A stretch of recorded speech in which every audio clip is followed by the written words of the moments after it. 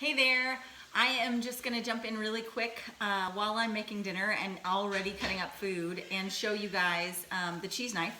Okay, I'm making zuppa toscana. I hope that you love it as much as I do because Olive Garden is one of my favorites.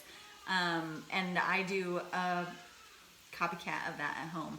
So I'm gonna cut up all these potatoes for my soup with my cheese knife because anything starchy, sticky, or fleshy works better with this knife.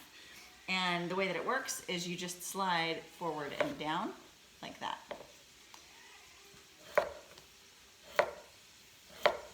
And if I'm not making this look easy enough, I'm sorry, because it's so easy. It's so easy. And I'm gonna just cut these into cubes. But the nice thing is that because of the holes in the blade, the food doesn't stick to it.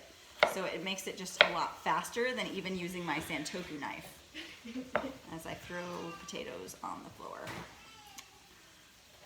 So you can see how much easier that is, well, when I keep the potatoes out of the way.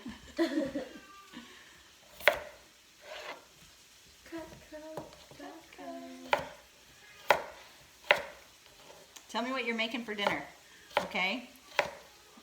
We'll be going live a little later, but I wanted to jump in and show you while I was doing my actual cooking what it looks like to use a cheese knife. There you go.